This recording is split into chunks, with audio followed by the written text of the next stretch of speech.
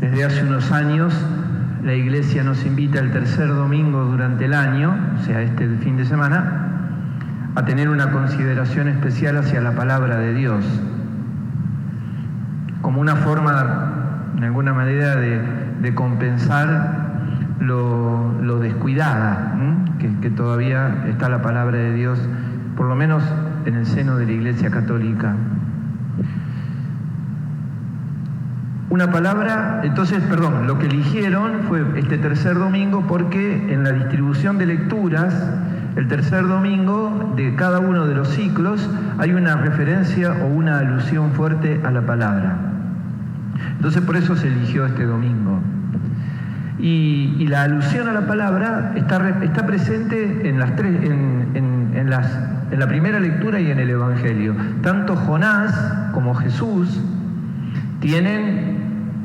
son ministros, servidores, instrumentos de una palabra que anuncia, de una palabra creadora y de una palabra que convoca, de una palabra que llama.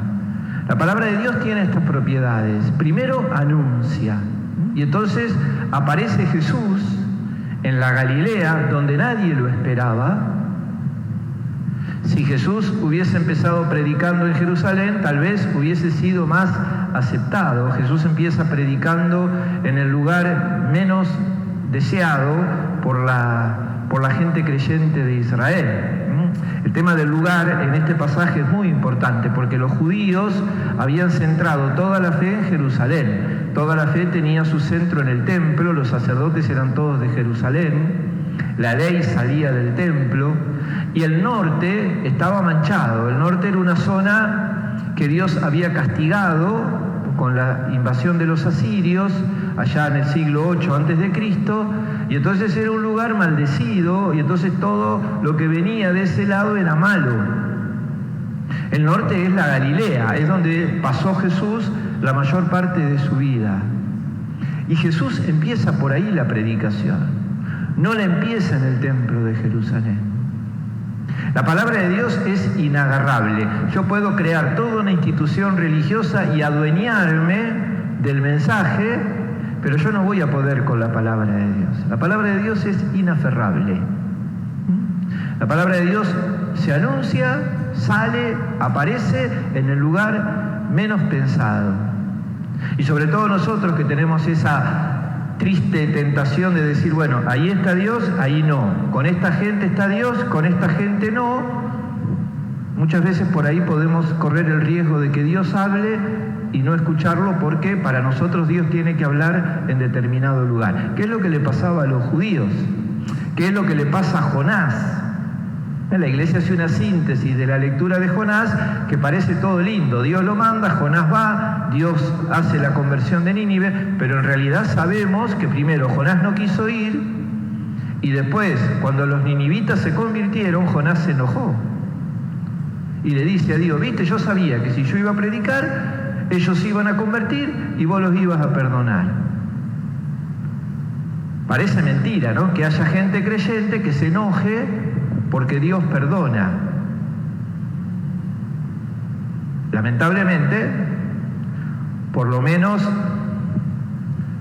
hasta el 20 de enero del 2024, esto sigue pasando.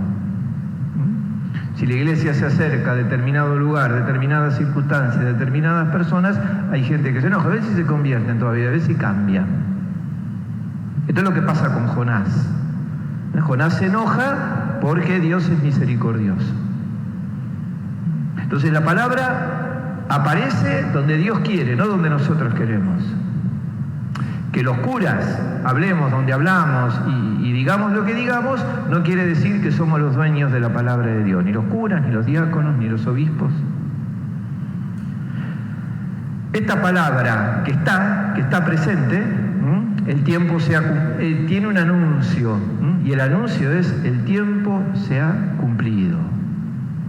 Este es el anuncio. Jesús se presenta ante su gente y dice: el tiempo se cumplió. ¿El tiempo de qué? El tiempo de las profecías.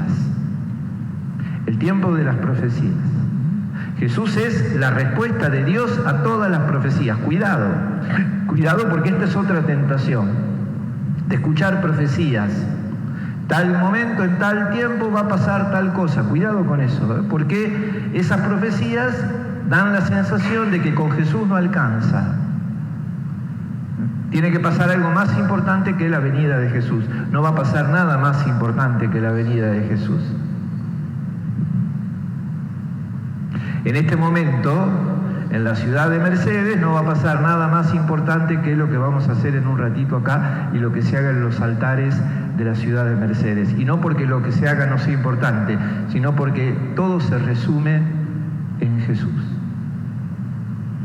Entonces, esa palabra que está presente es creadora. ¿Y qué crea? Crea el bien, crea la vida.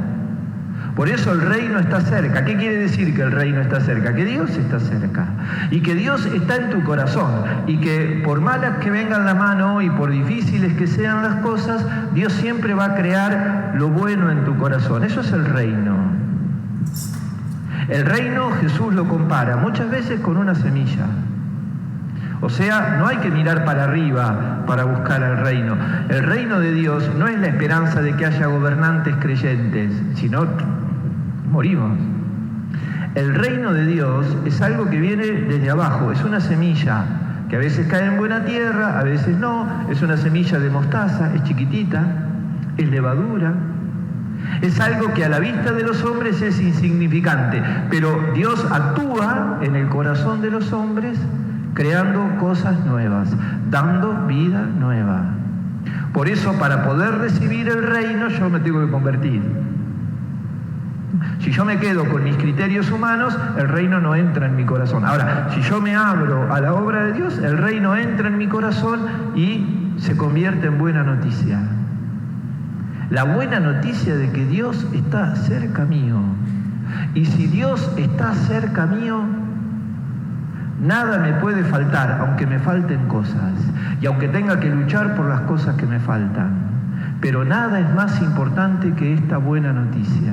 Por eso hay que creer en la buena noticia, y porque creo en la buena noticia me convierto, porque me dieron una buena noticia. Con los chicos en la catequesis uno a veces usa esta figura, ¿no?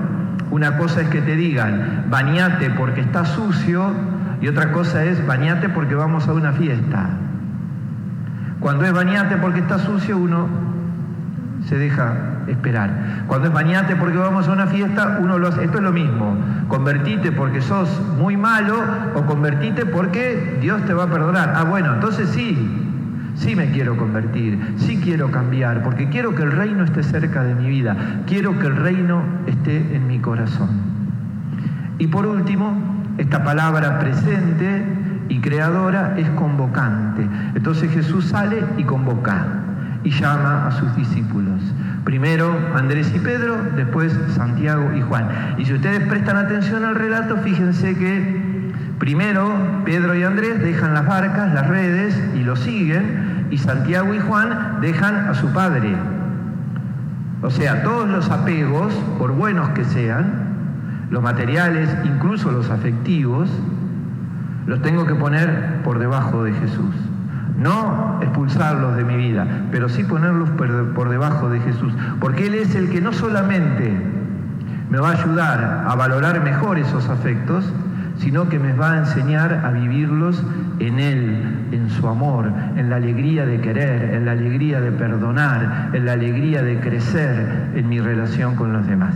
Entonces, tercer domingo, día de la palabra, de una palabra que está presente, la acabamos de escuchar, la acabamos de proclamar, una palabra que crea, si nosotros nos convertimos y lo dejamos, seguramente hoy, en este mismo momento, Dios estará queriendo sanar, crear, mejorar algo en mi vida, en mi corazón, y es una palabra convocante. Jesús nos convoca. Vamos, ¿a qué? A pescar hombres. Una figura que ya aparecía en los libros de los profetas, del profeta Amós, del profeta Habacuc.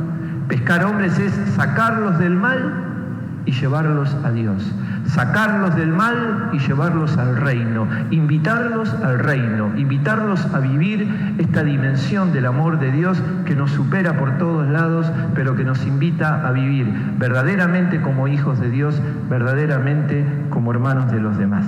Rezamos el credo. Creo en Dios.